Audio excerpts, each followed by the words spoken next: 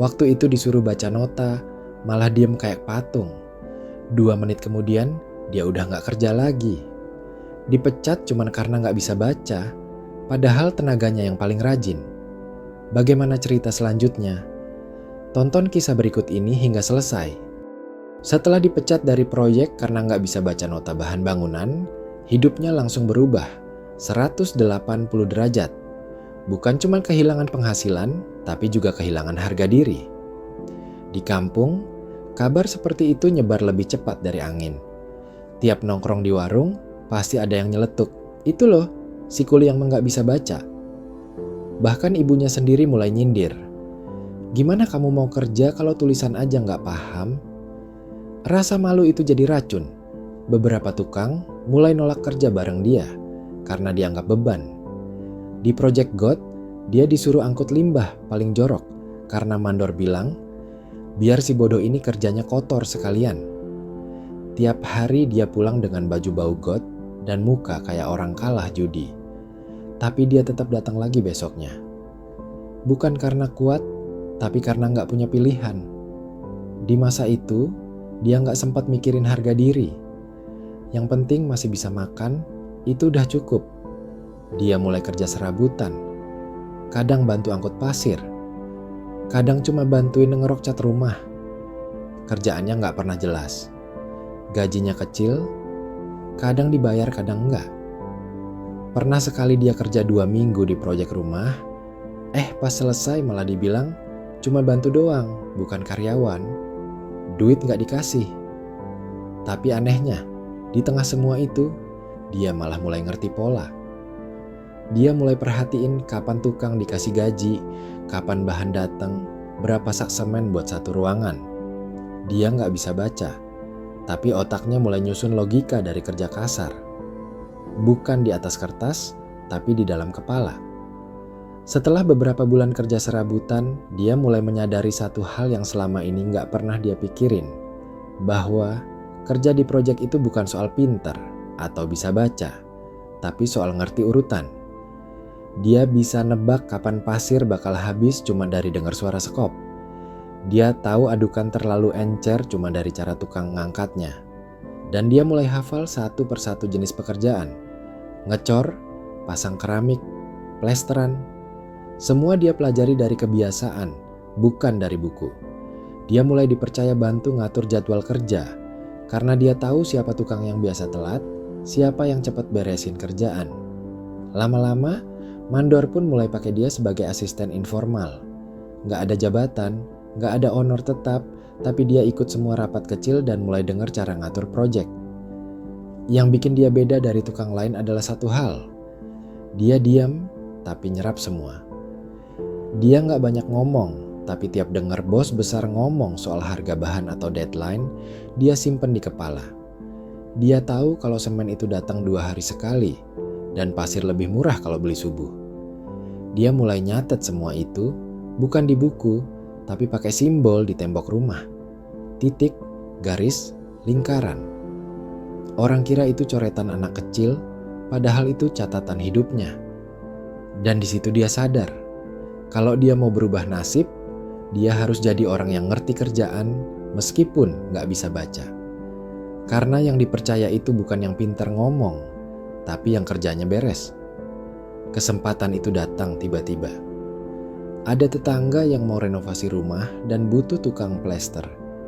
Tukang langganan lagi penuh, dan tanpa mikir panjang dia bilang, "Saya bisa."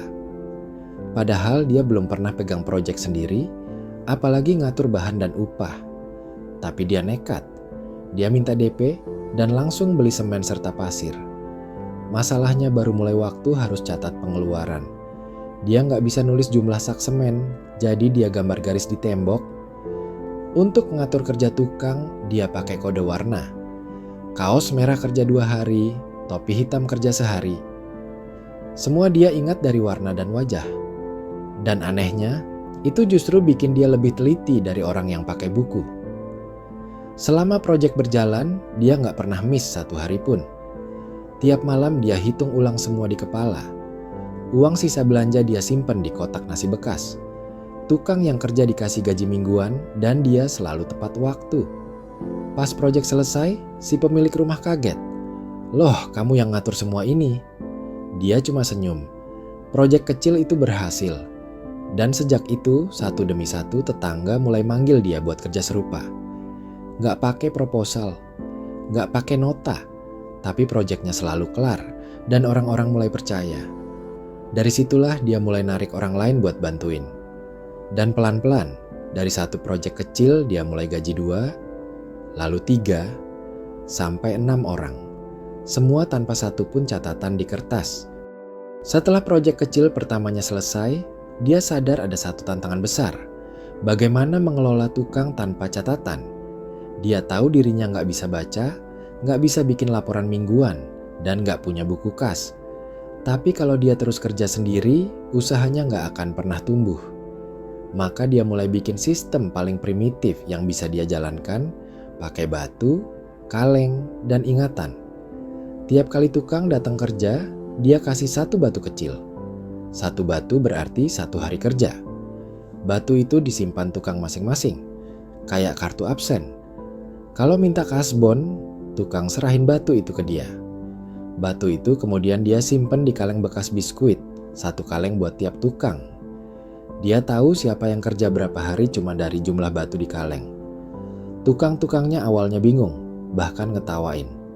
Tapi begitu gajian datang dan hitungan batunya tepat, mereka mulai percaya.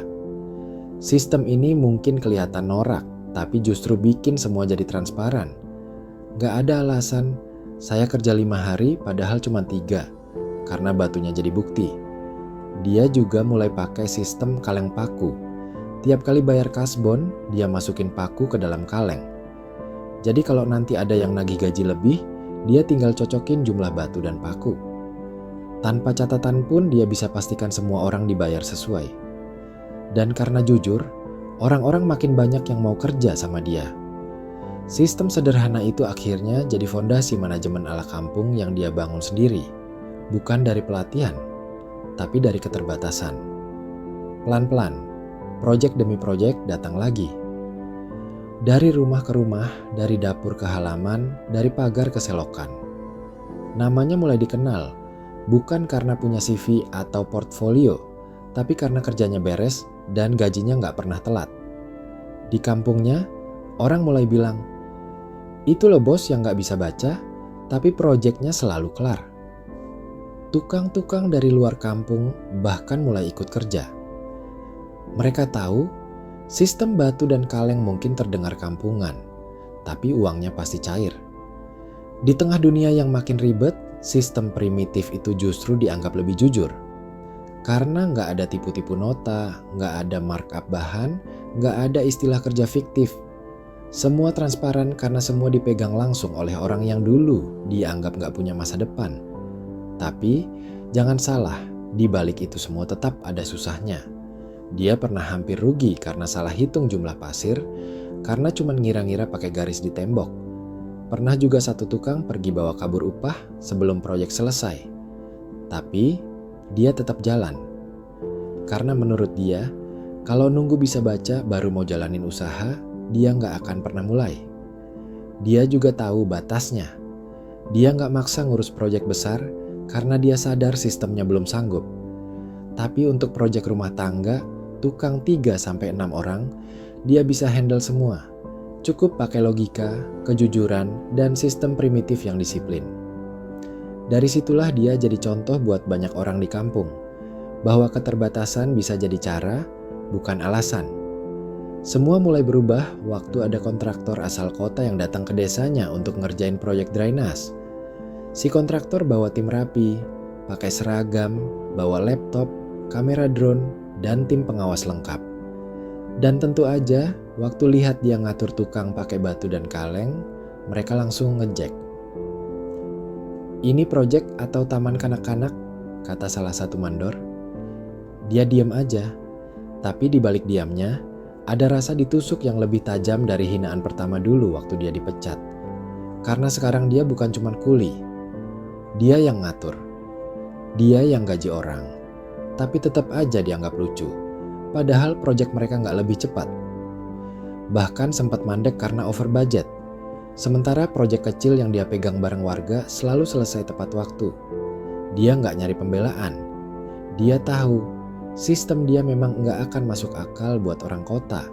Tapi dia juga nggak bisa memaksakan diri buat ngikutin sistem mereka karena modalnya bukan dari bank, tapi dari sabar dan disiplin. Dia tetap jalan pakai caranya. Bahkan setelah proyek kota itu gagal total, beberapa tukang dari proyek sana malah nyari dia buat ikut kerja. Karena mereka tahu, kerja sama dia nggak banyak teori, tapi pasti dibayar. Dan disitulah letak kekuatannya. Bukan dari sistem hebat, tapi dari kepercayaan yang dia bangun satu batu demi satu batu. Bukan dari gelar atau skill komputer, tapi dari bukti nyata bahwa meski nggak bisa baca, dia nggak pernah mainin orang. Dan itu, di dunia kampung yang keras, jauh lebih penting daripada bisa baca ribuan halaman. Banyak orang masih bingung gimana mungkin seseorang yang nggak bisa baca bisa gaji 6 orang dan ngerjain proyek demi proyek tanpa macet. Tapi kalau lo duduk bareng dia, lo bakal ngerti kenapa itu bisa kejadian. Karena meski dia nggak bisa baca tulisan, dia bisa baca manusia. Dia tahu siapa yang niat kerja dan siapa yang cuma numpang lewat. Dia hafal ritme tiap tukang, tahu kapan harus negur, kapan harus diam. Dia ngerti hitungan bukan dari kalkulator, tapi dari nyimpen sisa adukan, ngelihat bekas pasir, dan rasa dari kerja harian.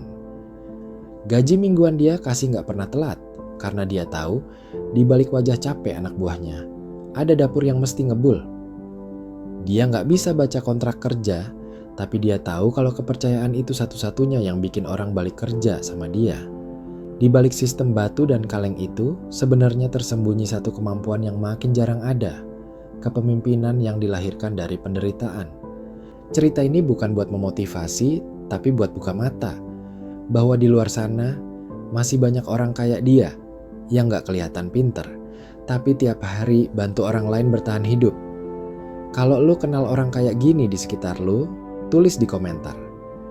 Karena mungkin selama ini kita terlalu sibuk tepuk tangan buat orang sukses, sampai lupa ngasih hormat ke orang yang cuma berusaha hidup dengan jujur.